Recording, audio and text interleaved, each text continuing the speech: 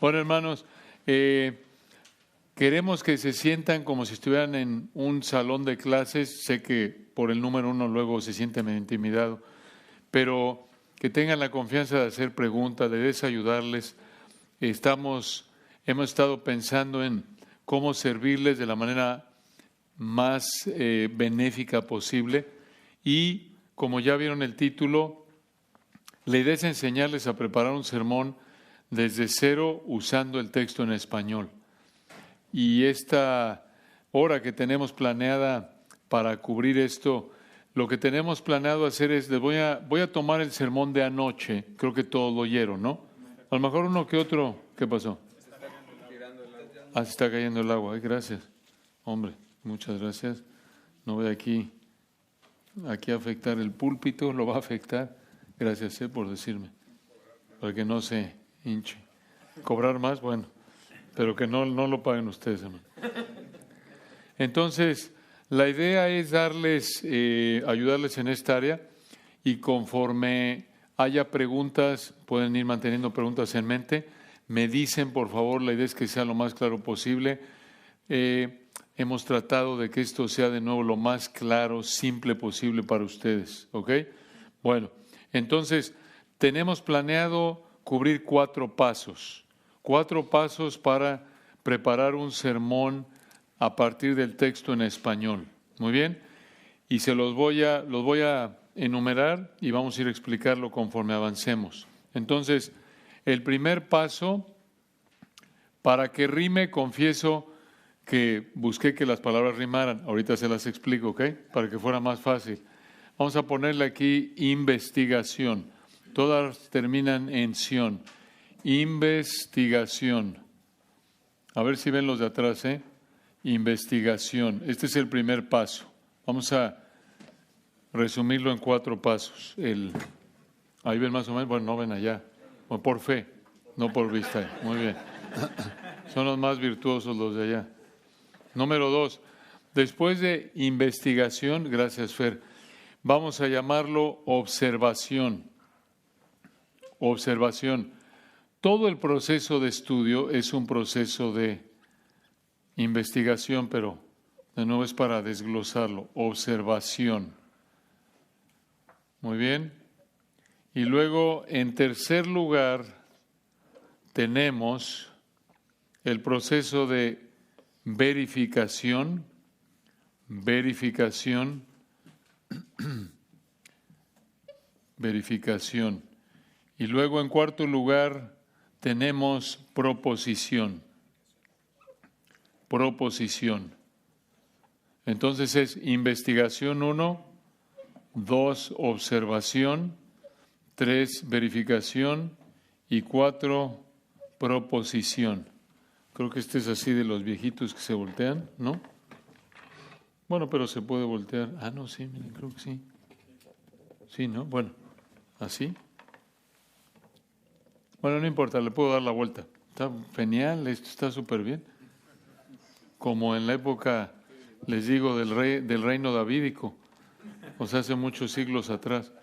Ahora, un punto aquí importante, nada más, qué tecnología, ahí está, nada más, tremendo, tecnología de punta, interactiva. Ahora, importante esto, la meta en la preparación del sermón, realmente en el sermón, es que ayudemos a los hermanos a entender y aplicar el texto. Esa es la meta. Ayudarle a los hermanos a entender y aplicar el texto. Ahora, esa es la meta en el sermón que estamos preparando. Ayudar, servirles. ¿Okay? Esta es la idea clave. Ayudar, no es promovernos, no es, como decía el hermano Montoya, mostrar que conocemos más que ellos. Ayudar, esa es la meta del sermón.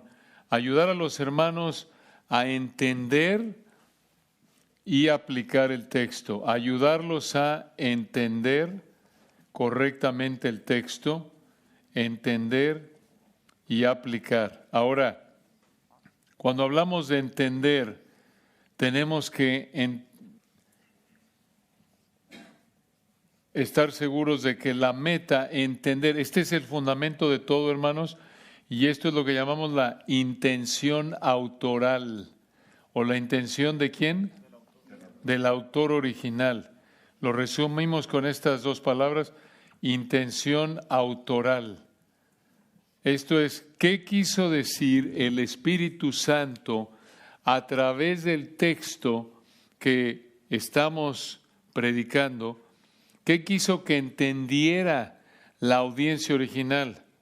¿Qué quiso el Espíritu Santo, usando al escritor humano, que entendiera los israelitas que habrían oído esto por primera vez?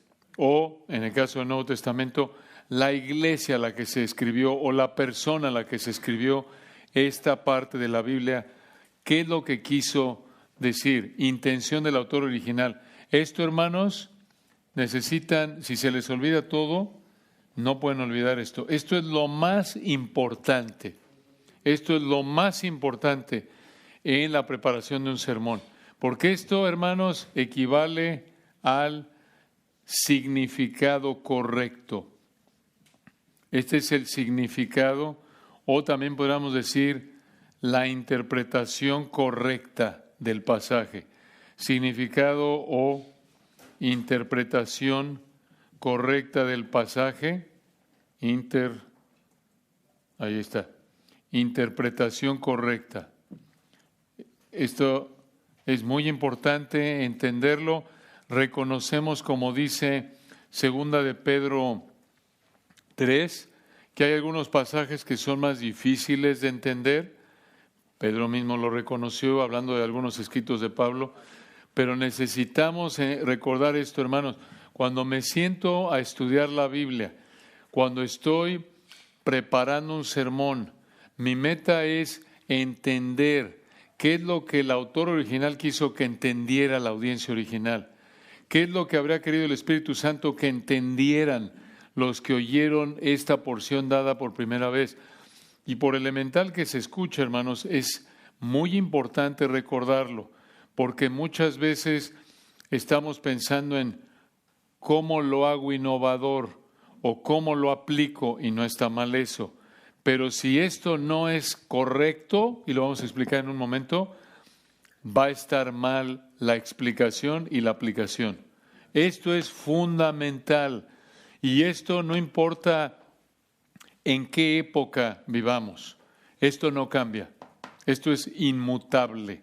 Esto es incambiable. No importa las tendencias, las modas, las opiniones, no importa cómo me sienta, no importa en qué país esté, en qué época, no importa el tipo de persona con el que estés tratando en la congregación o a qué tipo, sean niños, jóvenes, adultos, esto no cambia. Muy bien, la intención del autor original, ese es el fundamento, ¿ok? Muy bien, ¿esto queda claro? Voy a borrarlo. Muy bien, ahora, habiendo dicho eso, entonces vamos a desarrollar el primer punto, y este es el fundamento de todo. El primer punto, llega un pasaje, y primer punto lo llamamos investigación, ¿se acuerdan? Lo voy a poner aquí, este es el paso 1 de 4, le llamamos investigación. Investigación. Recuerden, este es el paso 1 de 4, y cuando llegamos a este primer paso de investigación, lo que necesitamos hacer, necesitamos otra vez entender aquí, esta es la base de entender la intención del autor original, ¿ok? Y lo que queremos decir aquí para entrar en este paso es que necesitamos entender dos contextos, ¿ok? Dos contextos. En primer lugar, el contexto histórico, y en segundo lugar, el contexto, vamos a llamarlo literario, ¿ok? Contexto histórico y en segundo lugar, el contexto literario. Contexto histórico, contexto literario.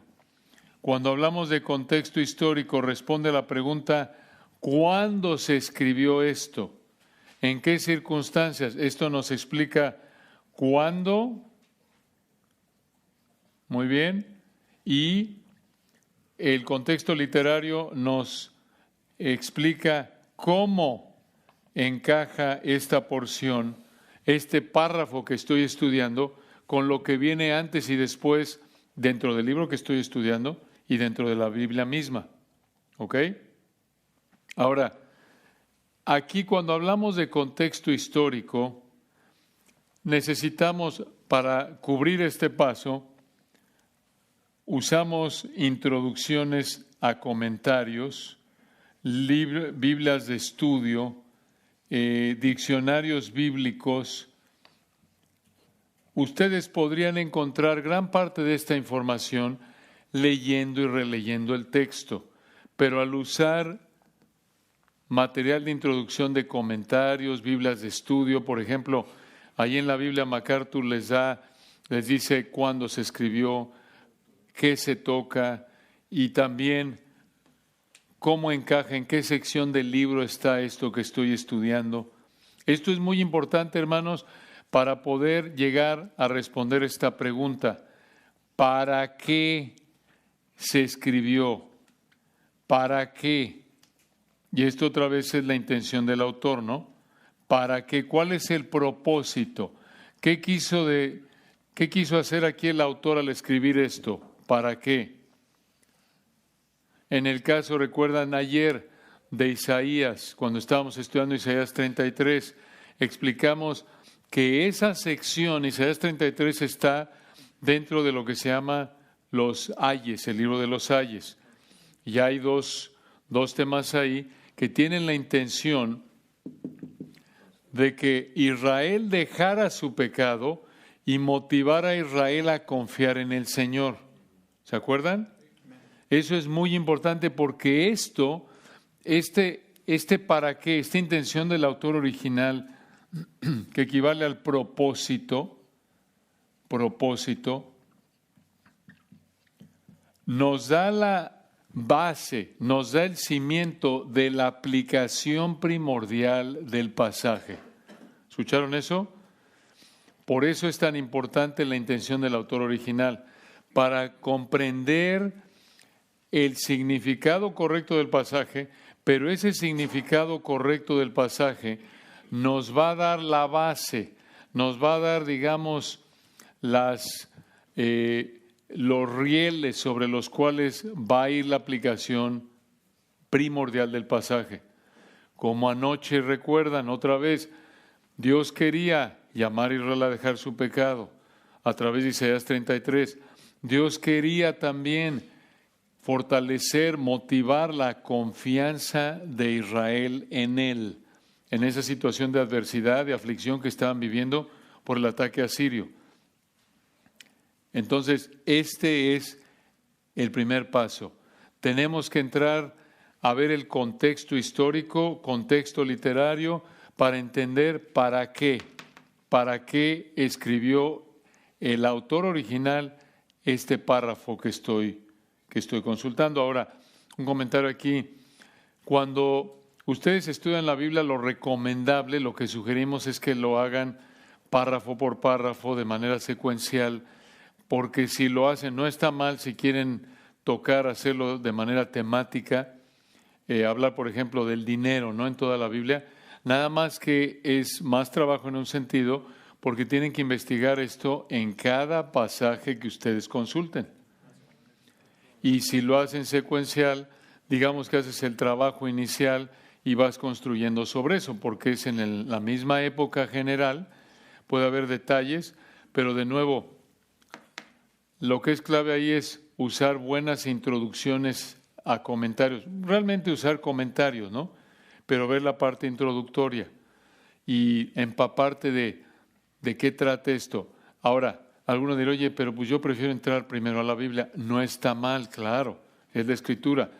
Nada más que, y vamos a entrar al texto, claro, es el paso 2. Si entras a la Biblia, digamos, en frío, sin idea del contexto, lo que va a suceder es que te puede tomar más tiempo, ver en el texto, identificar ahí marcadores o claves. Mira, dice esto indica que fue en tal o cual fecha, habría pasado esto por esto y por esto. Puedes darte cuenta de eso en muchos casos. En otros, obvio, pues necesitas una memoria de elefante o mucho conocimiento bíblico para poder ya relacionar, mira, conecto esto con esto. Esto pues, sucedió en esta época con esta época. Pero al final, a menos de que haya indicadores en el texto claros, normalmente es muy difícil, siendo honestos, conocer exactamente cuándo se escribió, a menos de que tengas la ayuda de pues gente experta que se ha dedicado, hombres de Dios, a estudiar la historia, manuscritos y demás que te pueden ayudar a ser más exacto en identificar cuándo se escribió esta parte de la palabra, ¿no? Entonces, por eso recomendamos que, por ejemplo, si vas a predicar el libro de Isaías, para empezar, tomes unos buenos comentarios, 1 o 2, idealmente, de ahí en adelante, los más que puedas, ¿no? Pero entiendo que la mayoría de nosotros tenemos trabajos que no son de tiempo completo en el pastorado, otros no, y eso hace que estés más limitado. Entonces, la sugerencia es que busques los mejores libros, 1, 2, 3 de los mejores, no siendo prácticos. Si puedes, entre más libros puedas consultar, obviamente es más amplio y más profundo el estudio, pero toma tiempo. Y siempre estamos luchando contra eso, ¿no? Y aquí yo les sugeriría, hermanos, que hagan su mejor esfuerzo con el tiempo que el Señor les dé. Incluso si tienen trabajo de tiempo completo y también están pastoreando, obviamente tienes que dormir un número de horas para no estar ahí en calidad de tapete, ¿no? Todo muerto, todo ahí enfermo, ahí no vas a poder ni pastorear ni trabajar y no descuidar a tu familia en primer lugar, tu trabajo, y ya el tiempo que Dios te permita tener para dedicarle a preparar sermones lo haces tu mejor esfuerzo, ¿no? Tu mejor esfuerzo, pero bueno, si no tienes mucho tiempo, pues dices, no duermo, bueno, no duermes, vas a durar unos días y luego ya, pues ya ni vas a poder preparar sermones, ¿no? Entonces, bueno, el punto aquí es que este es el paso 1, investigación. Muy bien. Y esto, repito, es el para qué. Lo vieron en el sermón de anoche de nuevo. El saber exactamente, por lo menos en la medida de lo que podemos ver en el texto, que Isaías escribió eso para animar a los israelitas a dejar su pecado y para que fortalecieran su confianza en Él, eso te da la pauta para que sepas que ese es el indicador, porque ahí debes apuntar la aplicación del sermón. Simplemente es llamar a la audiencia actual a confiar en el Señor. Obvio, guardadas sus diferencias, no lo vamos a explicar. Muy bien, entonces, bueno, este es el primer paso, investigación. ¿Algún otro comentario aquí que les puedo recomendar? Además de consultar introducciones a comentarios, enciclopedias, diccionarios bíblicos, Biblias de estudio, también escuchar sermones del texto que vas a predicar ayuda mucho. Eso es algo que también les puedo sugerir para que puedan, es parte de tu estudio y te puede servir a lo mejor que vas en el auto, en el transporte y estás oyendo para también estudiar a través de, digamos, del oído, ¿no? Entonces esa sería una sugerencia. Muy bien. Si es un comentario hablado prácticamente, un sermón correcto. ¿Algún comentario hasta aquí, hermanos? Quiero que sea simple, claro, pero tampoco que sea tan simple que no lo entiendan. ¿Qué pasó, Mega? En cuanto a los sermones, siempre es mejor buscar a los buenos predicadores. Sí, claro. Buena. En internet se encuentra cada Claro. cosa. Decía, mi hermano Mega, lo conozco de hace años en México, ahí vamos contigo. Decía que sean sermones de buenos predicadores. Es cierto, y lo mismo los libros. Que busquen lo mejor que esté a su disposición. Vamos con ustedes dos. Para que no pierdan el tiempo, ¿no? Sí, que sea gente que les ayude, que te ayude a entender el texto. Obvio, por ejemplo, si Josías lo predicó, pues escuche un sermón de Josías, ¿no? También te va a humillar porque vas a pensar, pues yo no puedo predicar como él, Señor. Así me pasa, ¿eh? Oigo a Josías, oigo a algún sermón del pastor MacArthur, digo, mejor se lo pongo a la iglesia y que lo oigan. ¡Qué barbaridad! ¿Qué estoy haciendo, hombre? La verdad, hombre, digo, pero bueno, es bueno, el Señor nos humilla a través de eso, ¿no? Digo, Señor, ayúdame.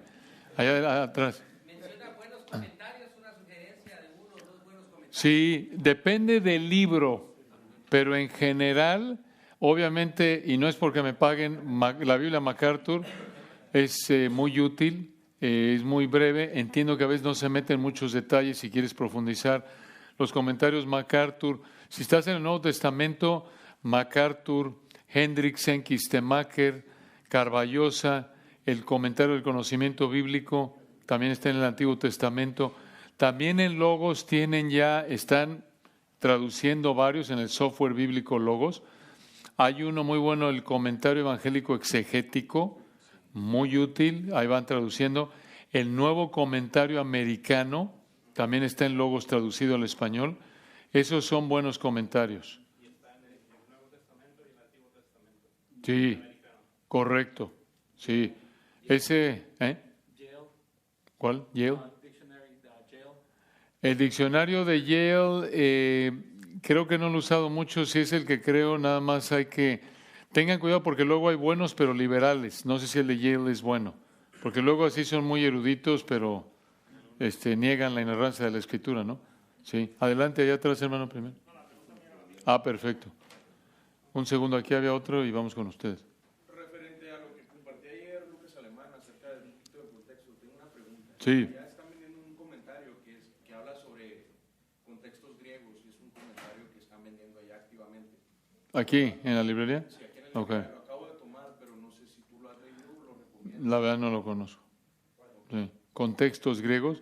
¿Será? Realmente es el comentario bíblico del Nuevo Testamento. Sí. Y te lleva a entender los idiomas, el idioma original del griego. Pero lo acabo de agarrar, no sé qué Okay. no sé si alguien lo tiene. Ni idea. No sé. Perdón. Un segundo. Sí, yo creo que aquí era importante remarcar lo que decía el pastor Lucas ayer, de que aquí en esta área de la investigación es prácticamente la introducción al libro. Correcto. Luego podemos caer en irnos directo al comentario sin yo haber hecho una... Correcto. Sí, la idea aquí la sugerencia es que solo tengan esta idea global. Prácticamente, seguramente les voy a decir lo mismo que les dijo Lucas, pero sin los idiomas. Es muy probable. Van a decir, ¿para qué venimos? Pero bueno, esperamos les ayude en algo. Hermano allá, a ti, gracias. Sí, una pregunta, ¿ya quedó claro esto? Lo voy a borrar. ¿Sí? Ok, muy bien. Adelante, hermano, para que no olviden dónde estamos. Sí, claro, es lo ideal, hermano. Lo ideal, digamos, hermanos, lo ideal sería que, como sugiere el pastor MacArthur en la Biblia de Estudio y otros libros, lo ideal sería que leyeran y observaran el texto continuamente. Eso será lo ideal. Lo ideal.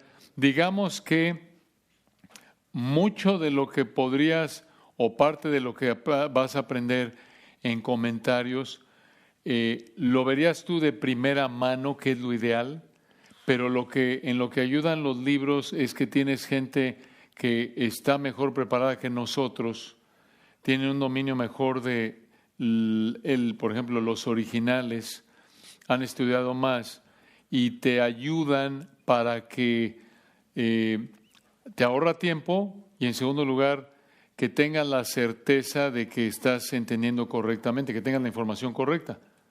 ¿Okay? Pero sí, lo ideal es leer y leer y leer, claro, lo que estás leyendo del libro, ¿no? Sí, muy bien. ¿Alguna otra pregunta, hermano? Si no, voy dos más. ¿Cómo? Es leer todo el libro que vamos a predicar. Es ideal leer todo el libro que vamos a predicar. La mayoría de nosotros no tenemos el tiempo, pero porque tienes encima el sermón domingo, miércoles, lo que sea, ¿no? Adelante, hermanos. ¿Alguna orientación, por ejemplo, si predicamos consecutivamente, positiva y consecutivamente, y hay pluralidad de pastores? Dividimos para la enseñanza del libro, vamos dividiendo las porciones tomando en cuenta normalmente el tiempo. no necesariamente las perícopas. Es decir, a mí se me dificulta como pastor para dividir entre 3 pastores Muy bien. el libro. ¿Alguna Sí, sugerencia? yo te sugiero esto.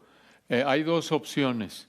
Una, que los 3 prediquen libros diferentes para que no estén pisando los pies, digamos, que no estén aquí, uno dijo una cosa que quizás no es exactamente lo mismo que el otro.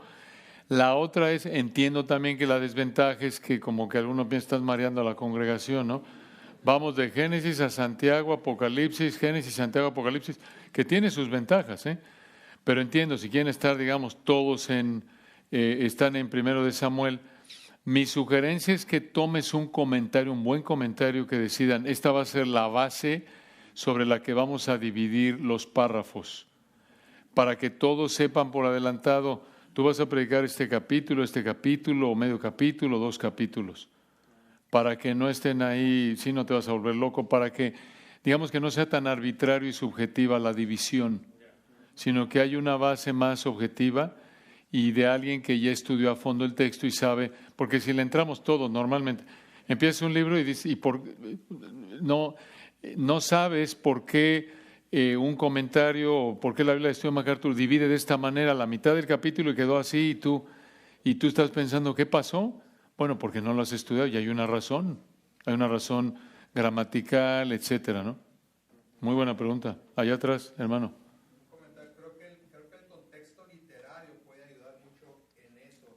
Correcto, El pasaje anterior, correcto, posterior para determinar la unidad literaria. correcto. Por eso es ideal, y tienes toda la razón, por eso es ideal que ustedes, por ejemplo, hablando de Isaías, tengan el panorama primero, capítulo 1 a tal, al 6, digamos, llamado de Isaías, ¿no? 7 al 12, libro de Manuel, porque el tema ahí es primordial del Señor, ¿no?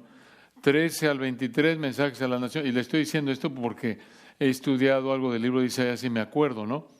Y luego, de aquí a acá, luego el libro de los ayes. Entonces, así sabes en qué parte está, en qué parte del libro, en qué sección del libro está el pasaje que estás estudiando. Y ya decidirán cómo se van distribuyendo el libro. Pero este primer paso es fundamental, hermanos, fundamental, para que sepan a dónde van. Este paso, el primer paso de investigación, el entender el contexto histórico, contexto literario, para saber por qué este texto fue escrito, para qué el autor lo escribió. Entender eso, hermanos, les va a ahorrar muchísimo tiempo. Van a ahorrar mucho tiempo, porque ya con ese filtro, basado en una interpretación correcta, van a poder evitar ideas que conforme conforme van estudiando, van a decir, no puede ser esto. Esto no encaja aquí porque para esto no escribió el texto. Porque a los que escribió Isaías en ese momento, ellos estaban viviendo esta situación y eso te ayuda también a evitar pensar como si los israelitas de la época de Isaías era, por ejemplo, la iglesia de Corinto. Porque la iglesia de Corinto tenía mucho más conocimiento que la audiencia de Isaías. Moisés no sabía tanto como David y David no sabía tanto como los apóstoles. ¿Por qué? Porque todavía no se había revelado tanto de la Escritura.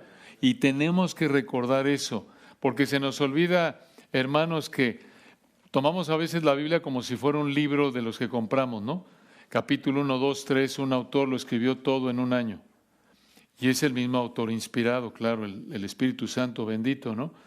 Pero de un libro a otro, por ejemplo, de Malaquías a Mateo, aunque están pegados, luego los tratamos como si fueran capítulos y no.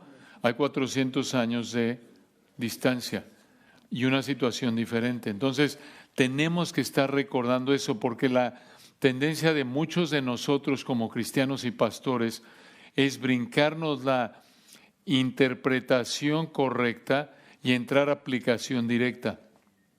Ese es uno de los errores más comunes que cometemos en nuestro anhelo de tener nuestro devocional, entre comillas, de exhortar, de aplicar. No nos preguntamos qué quiso decir el autor original a la audiencia original, y ya que entendamos eso, ahora pregunto, ¿cómo se aplica esto a mí? No puedes nada más abrir la Biblia, leer y decir, voy a aplicar directo. No puedes hacer eso, no debes hacer eso. En algunos puede haber una aplicación más directa, Pero primero necesitas entender cuándo se escribió, cómo encaja este párrafo en referencia a lo que viene antes y después. En resumen, ¿qué quiso decir el autor original a la audiencia original? Ya que entiendas eso, ahora sí preguntas cómo se aplica a mí. ¿Ok? Y por eso nos lleva esto en segundo lugar. ¿Iban a decir algo más? Observación. Y aquí observación simplemente quiere decir, ahora sí tienes que estar leyendo el texto, el pasaje que vas a predicar y estar haciéndole preguntas al texto. Las preguntas clave que te llevan a poder identificar diferentes elementos gramaticales en el texto. ¿Qué, quién, cuándo, dónde, por qué? Bombardear el texto con preguntas.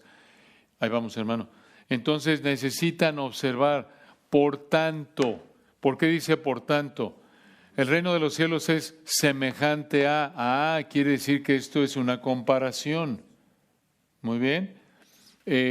O como vimos anoche, Isaías 33, mirarán al rey, mirarás la hermosura del rey. ¿Quiénes son los que la van a mirar? ¿Cuándo? ¿Quién es el rey? Pregunta al texto y trata de responder, ver si encuentras la respuesta en el texto mismo. Observa el texto. Este paso es clave. Adelante, hermano. Más una pregunta, uno de los desafíos que tenemos cuando predicamos el Antiguo Testamento es conocer bien historia bíblica, la teología. Sí.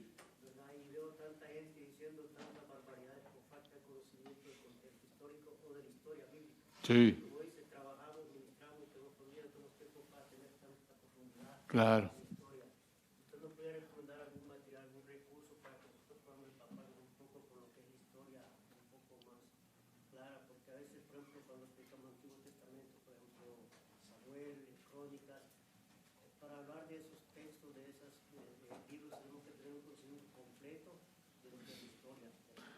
Muy buena pregunta, hermano. Mira, yo te recomendaría dos herramientas en eso.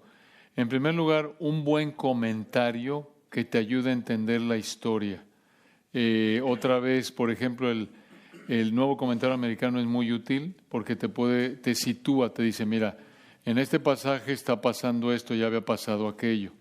Un buen comentario, para simplificártelo, va a ser tu mejor amigo en eso. Un buen comentario. El comentario del conocimiento bíblico es simple, pero tipo nuevo comentario americano en Logos. También hay algunos comentarios individuales que ahí podrías preguntar a algún hermano que tenga más conocimiento y de esa manera vas como que aprendiendo, estos son buenos comentarios. Por ejemplo, Carballos es excelente, pero tiene poco en comparación a todo lo que hay en la Biblia, ¿no? O sea, solo está Génesis y tiene varios del Nuevo Testamento. Entonces yo te recomendaría ahí un buen comentario, te va a situar.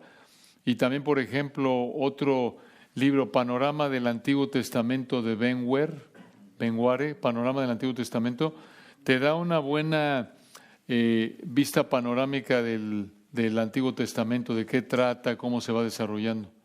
¿Ok? Sí, pero esa es la clave. Muy buena pregunta, es encontrar qué herramientas me ayudan de calidad para aprovechar el tiempo. Boris. Rafa, perdón. Disculpe, aprovechando la inquietud del pastor, Sí. perdóneme que retroceda un poquito hacia el paso. No, está bien. Siempre con la meta de la intención del significado del texto. Usted ayer que predicaba el texto de Isaías, que son los materiales más difíciles para todos nosotros predicar. Pero usted se basó el contexto histórico, basó el contexto inmediato, o sea, lo que sería el texto literario. Sin embargo, ¿cómo le llamaría a usted en términos de contexto el haber interpretado ese texto a la luz de los pactos bíblicos? Porque hizo referencia a eso para llegar incluso al propósito para cuando exegéticamente van con los israelitas, etc. Claro. Por un lado, y por otro lado, ¿cómo usted demarcó el texto? Porque ¿qué tipo de contexto sería útil para nosotros saber cómo delimitar el texto en pasaje del Antiguo Testamento profético, si lo tengo que hacer igual que una epístola, si lo tengo que hacer igual que un relato.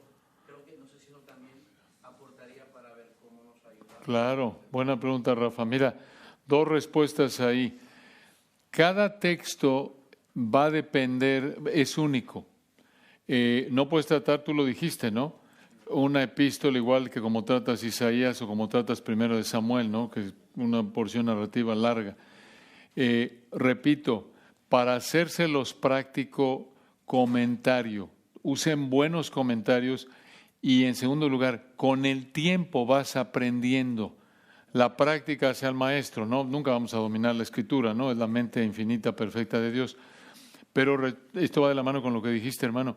Conforme vas estudiando y avanzando, vas viendo relaciones. Esto pasó acá y acá. Sí me acuerdo de esto y acá. Entonces vas adquiriendo práctica y vas aprendiendo. Bueno, esto es narrativa, esto es profecía, esto es epístola. Entonces, es cuestión de práctica usando buenos libros. Hacerlo. Y yo les recomendaré en resumen dos cosas. Escuchen buenos sermones lo más que puedan. Por ejemplo, estén escuchando a Josías. Predicadores buenos, vas a aprender a predicar mucho de predicadores que predican bien la Escritura, porque vas a aprender a ver cómo ellos los van dividiendo, cómo van identificando el texto. Y regresando a lo que dijiste tú, eso de los pactos, muy buena pregunta, es parte de la observación. Y lo que vas a hacer ahí, esto nos lleva en tercer lugar, es parte de la respuesta, Rafa? Verificación. Lo que quiero decir aquí es que una vez que observaste el texto, y voy a avanzar aquí solo para hacer un comentario y entro a la proposición para explicarles eso. Verificación quiere decir que ahora sí, en este paso, abres ya los comentarios y ya ves lo que dicen los libros acerca de cada versículo que ya observaste. ¿Se dan cuenta? Entonces, primero, investigación de contextos, cuándo se escribió, cómo encaja con lo que viene antes.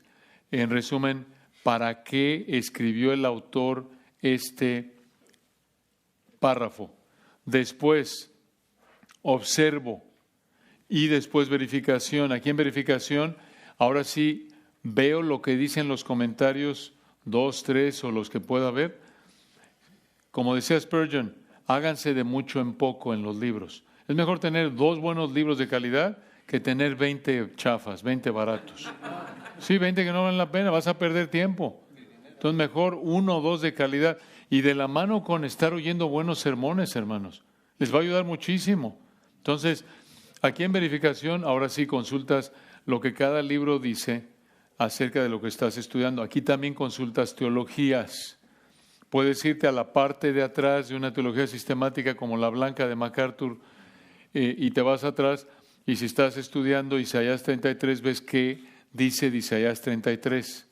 ¿Ok? Ahora, regresando a la pregunta de Rafa, y esto es parte de lo que le decía al hermano aquí atrás, es práctica, vas aprendiendo, conforme vas aprendiendo, vas leyendo un libro de teología como el de MacArthur, buenos libros de teología y otros buenos, Grudem.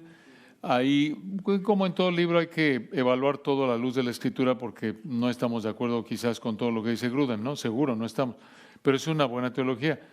Entonces, vas aprendiendo a que a la hora de observar, vas a identificar teología. Esto es, verdades inalterables. ¿Qué dice acerca de Dios? ¿Qué dice acerca del hombre? Por ejemplo, ¿vieron a Josías cómo abrió el pasaje de Juan 10 ayer? ¿Se acuerdan? Que abrió de propiciación. Ese es un término teológico. Quiere decir satisfacer las demandas justas de la ira de Dios. Y el texto solo dice, yo pongo mi vida. Nadie me la quita, sino que yo de mí mismo la pongo. Mi vida pongo por las ovejas. Eso es lo que dice el texto. En términos teológicos, Josías como conoce teología, y es cuestión de tiempo, vamos aprendiendo teología, dices, esto es expiación sustitutiva. ¿Por qué? Sustituto, pongo mi vida por las ovejas. Ahí hay redención particular, quiere decir que Cristo solo muere por los creyentes, los escogidos, se llaman las ovejas. Es lo mismo lo de los pactos de ayer, Rafa. ¿Por qué? Porque te acuerdas que, y otra vez, es cosa de estás oyendo y vas aprendiendo y dices, bueno, si aquí estamos, Dios le está hablando de que va a regenerar a Israel. Él prometió que en el nuevo pacto va a hacer eso y van a estar en la tierra en el futuro. Eso se los prometió desde Abraham y va a estar el rey en la tierra. Ese es el pacto davídico. Entonces, es cuestión de estar y así es, hermanos, vamos aprendiendo, ¿no? Nos tarda tiempo, algunos más, otros menos. Que te empiezas a acostumbrar. ¿Dónde leí eso? Oye, claro, si esto está hablando. Ahora, no traten de sacar conejos del sombrero, ¿eh? Sí. Sean honestos con el texto, porque yo sé que luego, hermanos, somos humanos, tenemos toda la inclinación natural a ser soberbios, y voy a sacar algo que nadie ha visto, que digan, wow, este es el siguiente MacArthur, wow, que MacArthur no hizo eso.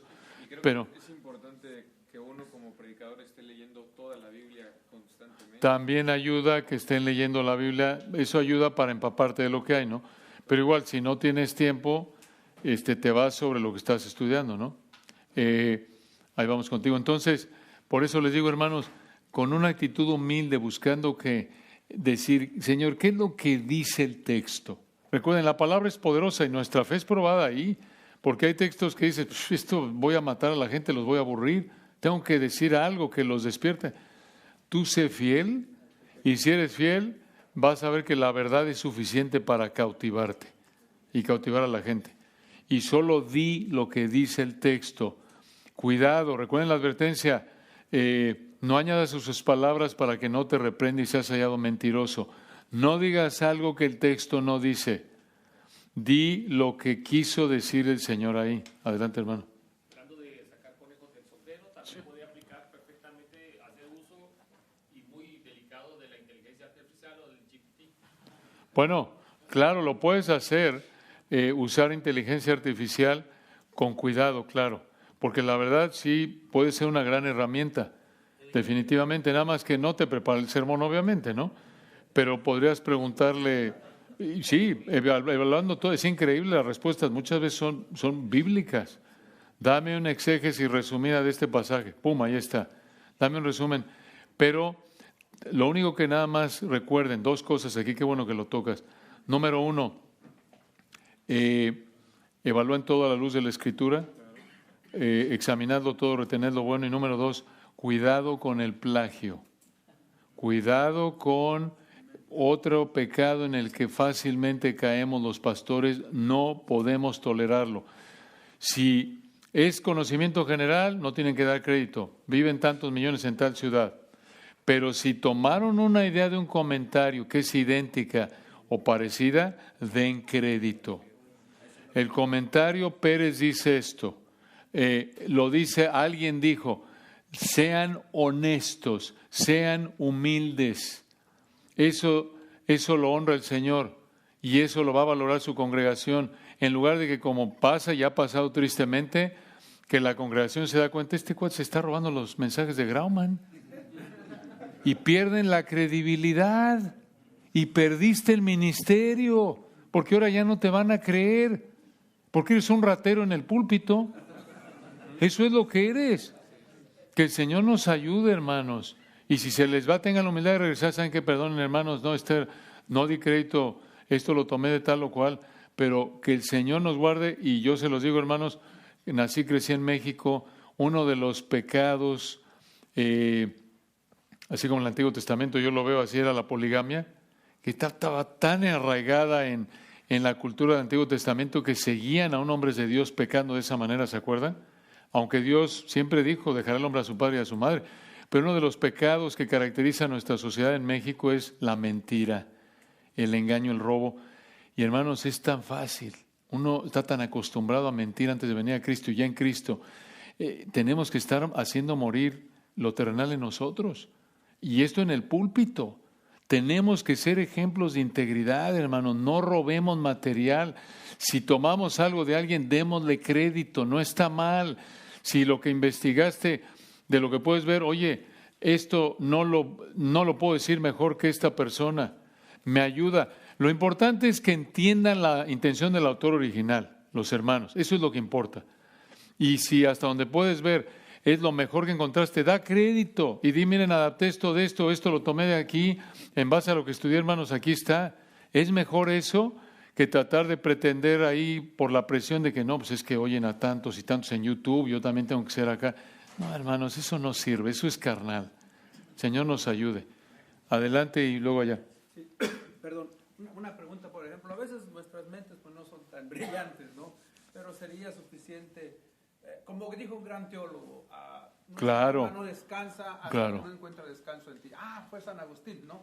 Pero en ese momento no me acordaba. Yo creo es válido. Alguien dijo, sí. Lo importante es que seas honesto. Claro. Ese es el punto. El Señor conoce el corazón, hermano. Y lo que el Señor honra es la santidad, la integridad. Obvio, y eso de la mano con cómo se usa su palabra, ¿no? Y tenemos que ser honestos, hermanos, en eso. Allá adelante, hermano. Tú levantaste la mano, ¿verdad? Okay. Sucede mucho más también escuchando en los sermones, ¿no? Que se nos queda escuchando sermones. Correcto. Queda ahí, podemos ahí también Claro. en el mismo ambiente. Correcto. Sí, no, hermanos. O sea, den crédito. De que el Señor nos ayude, den crédito. No roben material. Es algo que cuando seguramente lo han vivido, púlpito o en la congregación, es terrible. Terrible. Es algo que deshonra al Señor y es algo que decepciona a la gente. Uno se siente defraudado, engañado, ¿no es cierto? Oye, No, hermanos. Integridad. El contexto cultural, por ejemplo, un sermón aquí en Los Ángeles no va a ser un sermón igual que México, que la Ciudad de México. ¿Qué opinas de eso? Pregúntale, hermano, un sermón en Los Ángeles no es igual en la Ciudad de México. A lo mejor en ciertas aplicaciones e ilustraciones no, pero en la base igual, porque es la intención del autor original. Si estás explicando correctamente el texto, no importa dónde lo expliques. Sí, igual. Igual es para gente de 80 años, de 70, de 50, jovencitos. Si estás explicando el texto va a ser el mismo significado y a lo mejor las ilustraciones y algunas aplicaciones diferentes. Bueno, ¿Okay? en la mañana sí dijo para el judío, el griego, el bárbaro. Claro, es el Evangelio, claro. Sí. Adelante, hermanos, una más y voy a proposición. Okay, hermano, en cuanto a la búsqueda de estructura, Sí, muchas veces la estructura. Ok, ¿en qué parte encaja de lo que estamos viendo? aquí voy. Aquí, como lo vimos, anoche vimos, déjenme ver la proposición que vimos de Isaías 33 y les explico por qué eso. Bueno, está la estructura. Cuando hablamos de proposición, lo que queremos decir es que vas a poner, este es lo que se llama una proposición, quiere decir en una frase explicas dos cosas, de qué trata el texto resumido y cuál es la dirección de aplicación para qué. Anoche dijimos, en Isaías 33 vemos dos acciones de Dios. Esta es la parte de explicación, ¿ok? Vemos dos acciones de Dios, esto es dos cosas que Dios hace. Esto es para darles una idea. ¿Para qué? Este es el propósito del sermón, propósito primordial, aplicación primordial. ¿Para qué? Nos lo enseñó el pastor Alex Montoya que vieron hoy. Para que fortalezcas tu confianza, ¿no? Como lo dijimos, la idea es hacerlo lo más breve posible, para que confíes en Dios. Sí, porque si te avientas una proposición de 10 líneas, pues, esto es para que sea fácil para los hermanos entender y recordar, ¿ok? Para que confíes en Él. ¿Muy bien? Y estas son las dos acciones. Número uno, ahora un punto importante. Si esto lo tienes claro, normalmente el sermón va a ser claro. Si no estás claro en esto, normalmente el sermón va a ser confuso. Y esta es una buena prueba, digamos, un buen ejercicio de preparación. Si no puedes en una frase decir de qué trata el texto y para qué va a ser el sermón, normalmente es porque no entiendes todavía el pasaje bien. Esta es una buena prueba. Y fíjense ustedes, normalmente, si oyes un predicador que no tiene una proposición clara, normalmente el sermón no es claro. Es muy probable que el sermón no sea claro. Entonces, y observen a Josías esta noche, no sé de qué vaya a predicar, la verdad, pero oyendo esto, pongan atención cómo lo va a hacer. Entonces, no son inspiradas las palabras, es la idea general, ¿no? También entra aquí el arte de la preparación, la creatividad, ¿no? Lo que es inviolable, hermanos, es la intención del autor original, que hay que explicarlo. Bosquejo aquí, 2 acciones. 1, Dios juzga, y en segundo lugar, Dios reina. Dios juzga, y les voy a explicar por qué hicimos esto. Versículos 1 al 12, y Dios reina. De nuevo, no es la única manera de dividir el pasaje, pero regresando a tu pregunta, hermano, 13 al 24 creo que es, ¿no? 13 al 24, sí. Gracias, 24. Ahora, vean aquí 2 cosas. Esto, después de que estudiaste el pasaje, después de que viste para qué se escribió, 1:1, para qué se escribió, paso 1, 2, lo observaste, 3, ya verificaste comentarios, normalmente ya que cubriste esto, lo vas a poder ver con mayor claridad, porque entonces ya vas a poder ver las divisiones. Puede ser porque hay mandatos, 5 características, depende. Eso lo vas a ver. Para llegar aquí es porque ya entendiste intención del autor y ya viste el texto a detalle y ya verificaste con comentarios. ¿Ok? Entonces esto normalmente es el último paso. Igual, hay veces que puedes intentar hacerlo desde el principio, pero para que esté bien, normalmente esto es el último paso y tarda. Muchas veces es más difícil pulir. Entonces, Isaías 33 es el texto, ¿no? Vemos 2, si dices 2, que sean 2, ¿no? No dices 2 y son 4, ¿no? ¿Ok? Acciones, si son acciones, entonces que sea alguien actúa, Dios juzga, reina, ¿ok? De Dios. Dios es el que actúa, entonces normalmente esta es la recomendación, esto es en homilética para predicar. Ay, ya me estoy llevando aquí. Miren, así se volteaba, hermanos. Sin voltear.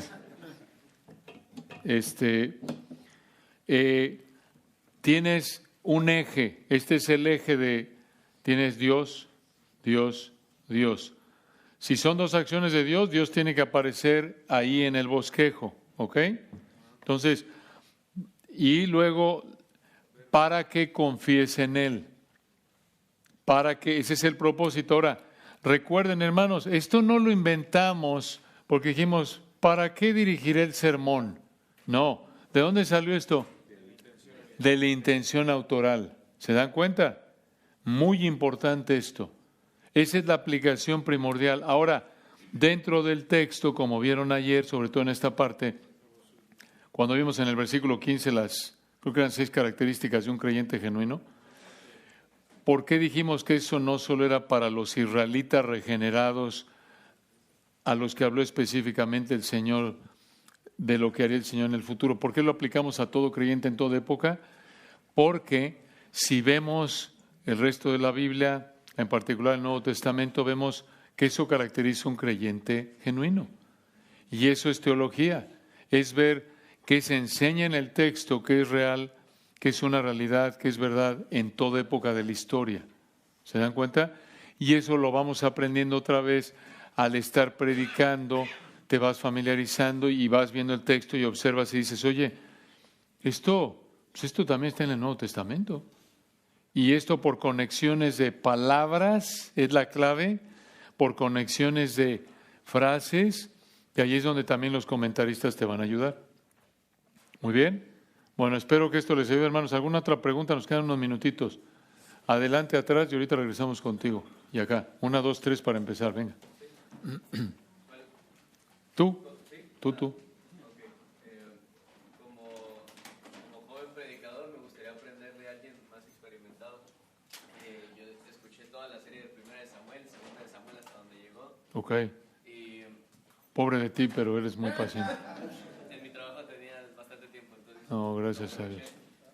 ¿Cuál es el peor error que ha cometido Luis Contreras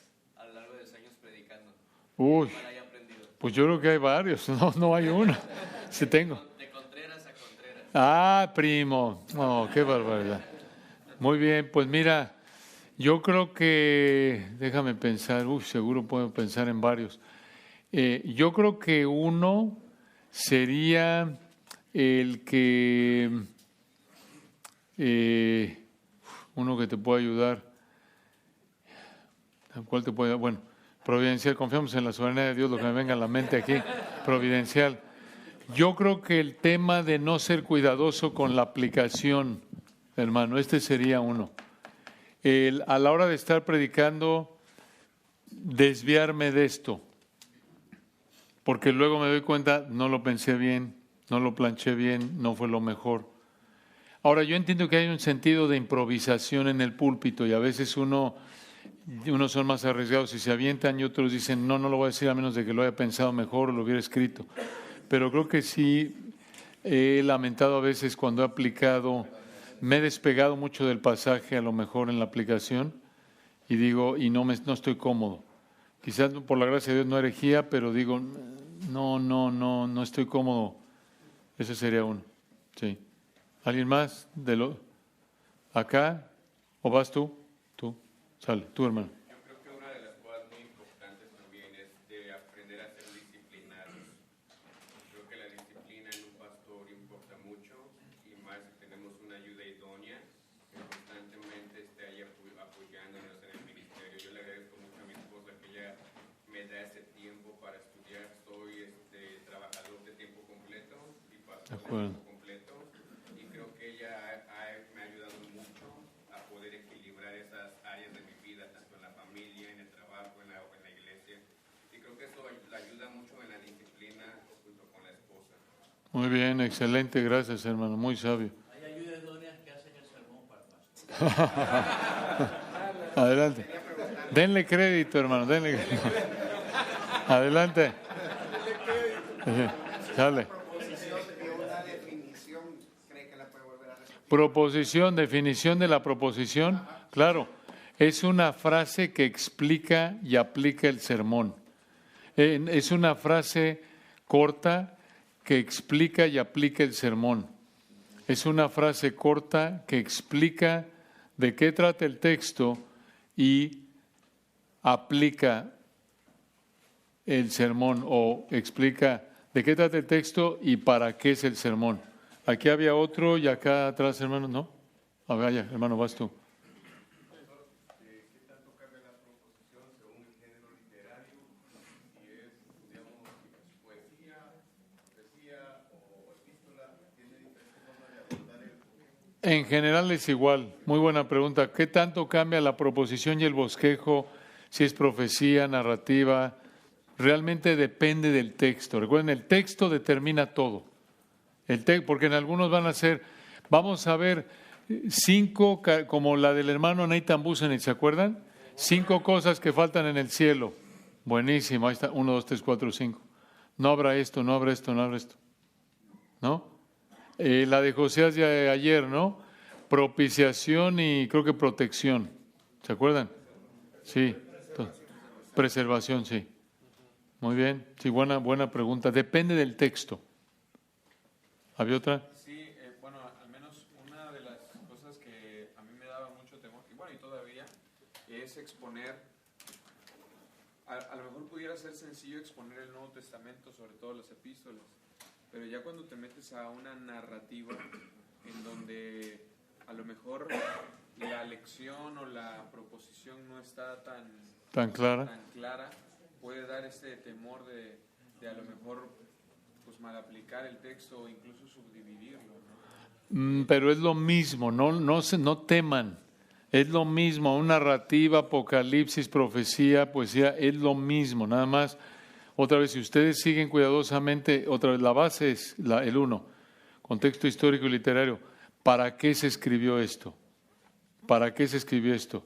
¿Qué significa y por qué lo dijo? ¿Qué dice así, como lo resume el hermano Abner Chao? ¿Qué dice? ¿Por qué lo dice? ¿Y entonces qué? ¿Qué dice? ¿Por qué lo dice? ¿Entonces qué? Si no se intimiden que narrativa, esto, como decía el hermano de narrativa del Antiguo Testamento, la clave es, sigan el mismo proceso. ¿Ok? Allá atrás, hermano. A ver, perdón, atrás de ti, luego tú, hermano. Pues si se tienen que ir adelante, hermanos, sé que son las 3, pero adelante. ¿Cómo maneja la tensión entre... ¿La qué, perdón? La tensión entre predicar con una sencilleza para que todos entiendan, pero al mismo tiempo tratando de elevar el conocimiento de la congregación sin volverse demasiado, por decirlo, académico y perder quizás? Muy bien, muy buena pregunta. Lo dijo el pastor Montoya, creo hoy, ¿no? De J. Vernon McGee, de colocar las galletas en la repisa de abajo. Recuerda que la meta es ayudar a nuestros hermanos a entender la intención autoral para aplicar el texto a su vida. Ayuda. Entonces, hazlo lo más simple, claro posible para ayudarles, para que digan, entendí el texto, conozco mejor al Señor, quiero obedecer más al Señor. En cuanto a que vayan creciendo, simplemente vas igual, ayudándoles a entender y vas explicando las verdades que hay en el texto. Por ejemplo, si estás en una congregación donde no saben qué es la palabra propiciación, se las explicas. Miren, hermanos, aquí encontramos la verdad de la propiciación. ¿Qué significa eso? Entonces les vas enseñando teología. Aquí vemos la verdad de la redención particular. ¿Qué quiere decir eso? Que Cristo murió únicamente por los creyentes. ¿Me entiendes? Esa es mi sugerencia. Okay.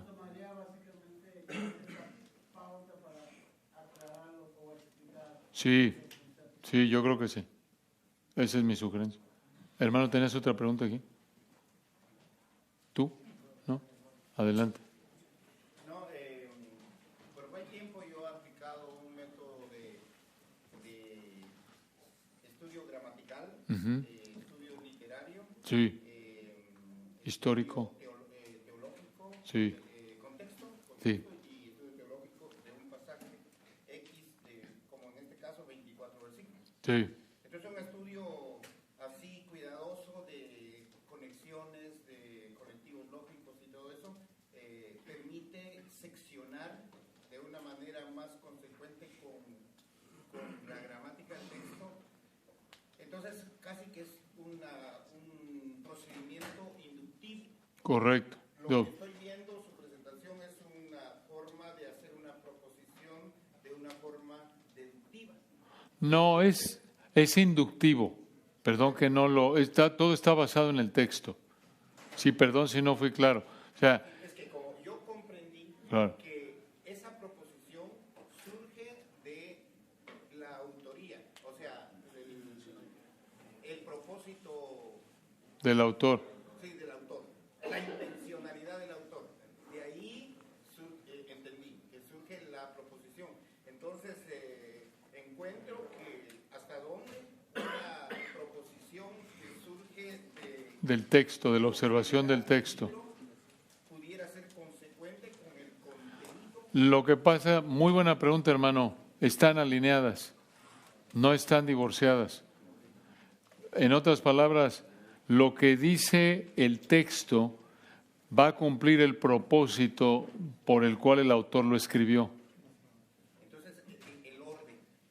Obviamente que para estudiar un pasaje hay que conocer toda la intención, contexto histórico. Del libro, claro. Correcto. Ya viene uno a estudiar el pasaje. Correcto. La proposición de este capítulo 33 todavía no lo podemos hacer solo con conocer aquello, sino que hay que... Correcto. Te lo ilustro así, el Evangelio de Juan 20, 30 y 31, que es una manera fácil de ilustrarlo esto. Porque de manera explícita dice, estas cosas se han escrito para que creáis que Jesús es el Cristo, el Hijo de Dios, y para que creyendo tengáis vida eterna. Todo lo que hay en el Evangelio de Juan contribuye a ese fin. Cada pasaje, cada párrafo, cada línea, cada milagro, todas las afirmaciones, yo soy, los 7 milagros, ¿ok? Todo. Ahora, dentro de cada pasaje hay ciertas peculiaridades del pasaje que vas explicando, ¿me entiendes? Pero va de la mano. Entonces, en un sentido, podrías decir que la proposición homilética pues va a ser igual siempre podrías decirlo así, ¿no? Aunque no lo digas por creatividad, pero la verdad es que como ese es el propósito de Juan, que crean que Cristo es el Hijo de Dios, todo pasaje en Juan es para eso. ¿Ok? Ahora, va a haber milagros diferentes y demás, pero ese es el punto, ¿no? ¿Te ayuda? O sea, siempre tienes que preguntar cómo este párrafo contribuye a ese propósito. Correcto, es correcto, y ese es a veces el desafío, pero eso lo aprendes de manera inductiva, por ver de qué temas toca el contexto histórico. O por revelación directa. ¿Cómo?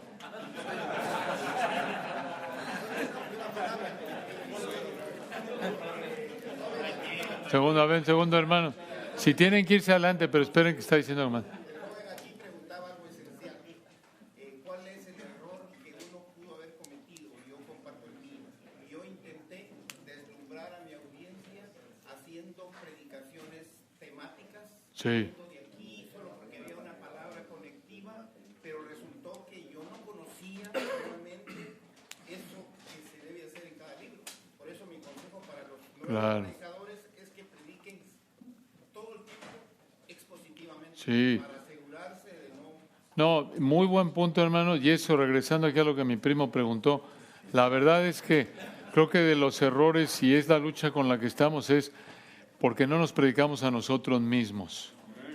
Esa es la lucha más grande en términos humanos, no buscar llamar la atención a nosotros, sino perdernos, volvernos una voz que clama en el desierto. O sea, que la atención sea para el Señor y el texto, no para nosotros. O sea, estar, Señor, ayúdame a no pensar en mí, a no querer llamar la atención a mí, como decía el hermano en otras palabras, sino simplemente que tú te veas bien, que tu palabra se vea de la manera más pura posible, porque al final ellas son las que dan testimonio del Señor. Entonces, si estamos predicando la palabra, estamos apuntando a Cristo y esa es la meta. ¿Okay? Muy bien, adelante. Si se tienen que ir adelante, hermano, nadie lo está deteniendo. Ven. Entonces, se van a perder aquí de la... ya los tienen ahí. Venga. Con respecto al tema de que usted no siempre quedó contento con la aplicación. Sí. La última parte, Sí. ¿es necesario siempre hacer una aplicación o solamente llegar hasta el entendimiento del texto? Muy buena pregunta. ¿Es necesario siempre hacer una aplicación o dejarlo solo a nivel de explicación? Yo creo que sí. Pero aquí el consejo es que sea una aplicación en línea con la aplicación primordial del texto, porque es parte de la exposición. Exponer o predicación expositiva es explicar la intención del autor original y aplicar o hablar de sus implicaciones prácticas. De lo contrario, es una clase. Solo estás impartiendo conocimiento sin miras a ayudar a la gente a aplicar. Y lo ves en la Biblia. El que profetiza, hablando de predicación ahí en 1 Corintios 14, habla a los hombres para edificación, exhortación y consolación. Estás buscando ayudar a la gente con lo que estás enseñándoles, ¿no? ¿Ok? Muy bien. Aquí hay otra. Con respecto a eso, sí. También si no da un principio o terminar con principios, lo que se puede hacer es que si tiene una congregación uno y se familiariza con ellos mismos también a veces llegan a preguntar ¿cómo puedo yo hacer para llevarme? ¿Cómo puedo aplicar esto yo? Ya será consejería más personal, ¿no? Sí. Claro. Muy bien. Adelante. ¿Hay alguna alternativa a la proposición? Bueno, en general hay proposiciones de diferentes maneras, pero lo recomendable es que todo sermón tenga una proposición. La alternativa sería no tener ni una. Y abres la Biblia y empiezas a explicar y aplicar. Si estás explicando bien, no hay problema. Pero lo que te ayuda, este ejercicio, porque no hay texto que diga tendréis una proposición en cada, ¿no? Claro.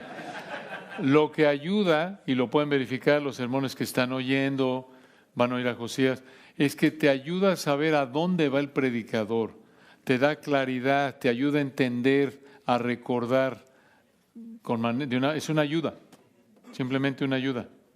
¿Ok?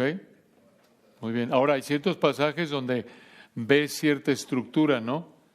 Con mayor claridad y te ayuda. No todos, pero bueno.